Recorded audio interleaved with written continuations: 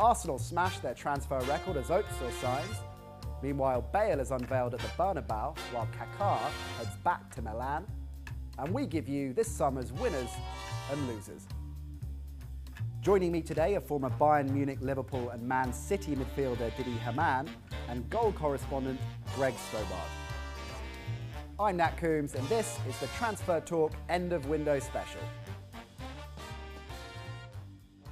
So Greg, all eyes seemingly on Spain on transfer deadline day and particularly on Real Madrid. Are you surprised that given all the players linked with a move away from the Bernabeu to the Premier League this summer, it was Özil to the Emirates that ended up being the big deal? A little bit surprised, but my colleague Wayne Veazey reported on Sunday that Arsenal were in advanced talks over a move for Özil. They managed to get it over the line on Monday reasonably easily by the look of things. They got the medical done, they agreed personal terms. It'd been cooking all week in reality, and that is the big Arsenal signing that they were looking for. It certainly will placate the fans, did he? Is he the player that they need, though, given the weaknesses in that squad? I think he make a huge difference to Arsenal because he's a top player. I think he's had more assists in the last 4 or 5 years than any other player. I think Giroud, Walcott and even Cazorla, I think they will benefit greatly from him coming to Arsenal. At the same time, there's other areas in that Arsenal team that needed strengthening. And I'm a bit surprised they didn't go for a defensive midfielder, maybe a central defender as well, because these are areas where they have showed weakness in the past. It sends a message out, though, to other players, doesn't it? Because everybody was criticising Arsenal for not being able to land a world-class player. They've done that now. They have, and I think it's also a different mindset now for Arsene Wenger. He's done it once. They've been linked with Di Maria, who didn't come. They've been linked with Higuain. They ended up with Özil, arguably probably the best player they could have got from that Real Madrid team that was up for sale. But then again, he always stuck to his principles. And if you look at his, I think his most expensive buy in recent years was Reyes, who was a big flop. And he stuck by his guns. But I think with Özil will be a different story. I think he will justify his price tag and make a big difference for them. Greg, Real fans won't be too disappointed that Özil's gone, given the fact they unveiled Gareth Bale. What a signing, it's finally done. How good a player do you think he's going to be at the Bernabeu? Massive signing for Real Madrid. I think most people agree he's not worth 100 million euros. It's a hell of a lot of money, but he could well pay it back in the next couple of years, both on and off the pitch. For me, he was last season by a mile the best player in the Premier League. I have absolutely no doubt that he will score bags of goals in La Liga. The only question is how much he's going to be compared to Cristiano Ronaldo, because he's not at that level yet. Well, the reason I asked the question, Didi, was because on the same day, Kaká, who was signed for 56 million back in 2009, went back to Milan on a free transfer. Alan Ray, one of our viewers via Twitter, says he was the one player I always wanted to play for Real Madrid. It's hard to admit he's been the biggest disappointment I've seen. It's a cautionary tale for Gareth Bale, isn't it? Not really. I think Alan's got this one spot on, but you have to realise that Kaká came to Real Madrid when he was 28 or 29. For a player that relies on his pace, he was one of the quickest players travelling with the ball. Then it's a completely different story now, because he was obviously on the downslope when he signed for Real Madrid. He was World Player of the Year, I think, 2 years previous. Gareth Bale hasn't probably reached his peak yet. What he's done in the last 2 years has been phenomenal. I think he'll get even better. He'll be even better playing with better players.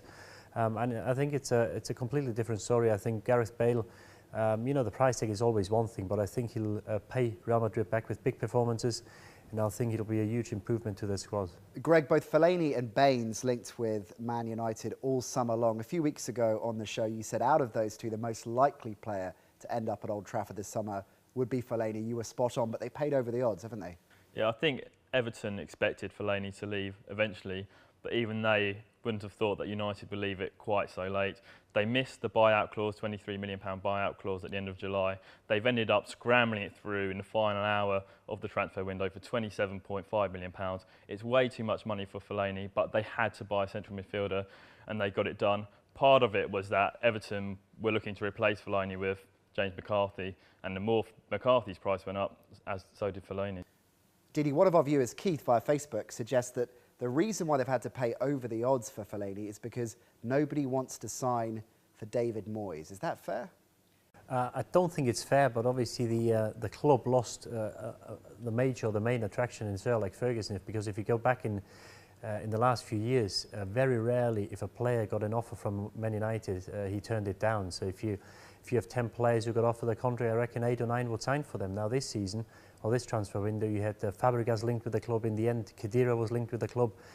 There were a couple of other players who were linked with the club and they all turned him down. Thiago was wanted by Man United, he ended up at Bayern Munich. But to be fair, that's been consistent with quite a few Premier League clubs. Chelsea, Arsenal, they missed out too, didn't they? Possibly, but then again, Man United is probably still the biggest pull in the Premier League, and Sir Alex Ferguson wouldn't accept getting turned down. They may have made offers and may have been turned down in the past, but then it didn't go public. And I think this is something United has to look at, because this is not the way they do things. It doesn't look good on the club, it doesn't look good on David Moyes, and I think they would have, or hopefully they would have learned an awful lot in the transfer window, because they didn't cover themselves in glory this time. They've also massively missed David Gill, almost as much as they missed Ferguson this summer, because Ed Woodward, like David Moyes, has gone into an unfamiliar role and he's struggled. He doesn't have the contacts or the savvy in the transfer market that Gill did. Would David Gill have allowed a situation like the one we saw surrounding Herrera take place? Never, not at all. David Gill would have known exactly what was going on, and United made a mess of it, just as they did the Fabregas pursuit. They were in for Herrera, they never wanted to pay the money. There's a lot of talk that they didn't know how the buyout clause would even work in Spain. There's even talks of imposters pretending to represent Manchester United. It's an absolute joke. It shouldn't be happening to the biggest club in England. Big bonus for United, of course, you'd think anyway, hanging on to Wayne Rooney, linked perpetually with a move to Stamford Bridge this summer. What type of player are we going to see this season at Old Trafford, do you think? It's almost like having a new signing, him staying, but then again, how long can they keep him happy, because his role won't change. He's had to play second or even third fiddle to Van Persie and Welbeck last season. I don't think this is going to change anytime soon this year. There's even talk about him playing in midfield. That was the reason he was unhappy in the first place. If they can keep him happy somehow, I think he'll be great for Man United, because he's a fantastic player. How long they can keep him happy for, I'm not too sure. Chelsea missing out on him. Then they let Lukaku go out on loan again. That absolutely baffled me, did he? Yeah, baffling is the right word, because if you tell me that Etu now, 32 years of age, after being playing his football in Russia for Anji for 3 years, is a better player than any of the 3 they already got, then you know, I don't know what's going on. And very strange letting Lukaku go. They've got Torres, who came back into form back end of last season. Demba Ba hasn't really hit the heights he did at Newcastle, but then again, he's a goal scorer. I'm very, very surprised if Etu scores more goals than the pair of them, and Lukaku as well. They were trying to deal Demba Ba as well, weren't they? I think one of the reasons Lukaku's gone to Everton is because they didn't want to let Demba Ba go to a rival, and Tottenham and Arsenal were both sniffing around, so they thought they'd be better off letting Lukaku go to Everton, because they needed to get a striker off their books. Another player Chelsea let out on loan, Victor Moses, to Liverpool. Liverpool have done some great business, haven't they? Yeah, they kind of done it under the radar a little bit, Liverpool, but I think they've dealt really well in the transfer market. They bought some clever players, and you look at their front 3 now of Sturridge, Coutinho and Luis Suarez, that's as good as any in the league. I think they're a little bit weak in midfield, but they've made some good signings, and I think Sakho could be a very good player for them too. Did he? Dan Jackson commented on goal that Sakho is a quality signing, and he highlights the strength and depth that we now see at Anfield. I think they're genuine title contenders now, Liverpool? I wouldn't go that far right now, but at least they gave themselves a chance to finish in the top 4, because this is the first step they have to do. They've not been in the Champions League for a number of years.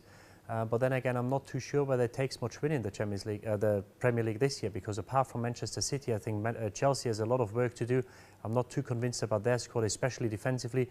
Man United look a shadow of their former self, even though they won the league last year by 10 or 12 points. Fellaini will improve them, but I'm not too sure about them. So I think it's City's to lose. But then if you look at Spurs, Arsenal, even Liverpool with the signings they made, now Suarez staying there, a fantastic start to the campaign. Sturridge is scoring goals, not conceded a goal yet. 2 more centre-halves come in. Skirtle back in the team on Sunday has been absolutely outstanding. So they've got a lot of competition for places. And I think this was a reason they didn't compete last few seasons, because they didn't have enough competition in the squad. And competition brings out the best in players. I think they've got that in abundance this year. And if they carry on that momentum, I think the sky's the limit for that squad. So there we go then, gents. After all this hype and speculation and wheeling and dealing, it's all over. Time to pick our winners and losers. Diddy, I'm going to go to you for the best and worst signing this summer. I think the best signing could turn out to be Lukaku. He went on loan to West Brom last season. He's got 17 goals in the Premier League in a team that was, I don't want to say struggled. They had a good first half to the season, ended up scoring 17 goals. I think he could even better that this year, with Everton, because I think he'll get more chances. The likes of Pina, Osman, Baines still being there. I think he could score more goals for Everton than he did at West Brom.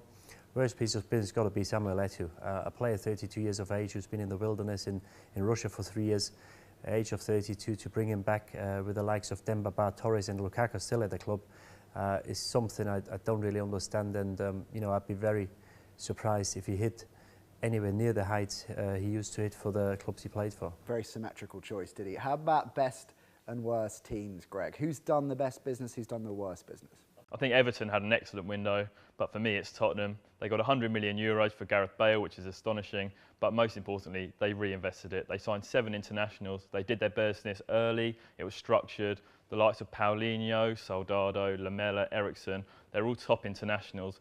They're going to have to settle quickly, but they could be very, very good and even challenge for the title in the next couple of years. Worst, Newcastle are in with a shout thanks to Joe Kinnear, but it's got to be Man United. Moyes came in with lots of promises. We thought he'd make a big statement signing. There were talk from Ronaldo to Bale, Fabregas, Thiago. None of it happened. They scrambled around for Fellaini on the last day of the transfer window. Their fans aren't happy. Got to be United, because I think they might even struggle to get in the top 4 now. Okay, thanks Greg, thanks Diddy. I'm afraid that's all we've got time for. I hope you've enjoyed all the coverage we've given you this summer surrounding the transfer window on Transfer Talk. For more about the stories that we discussed on today's show, head on over to Goal.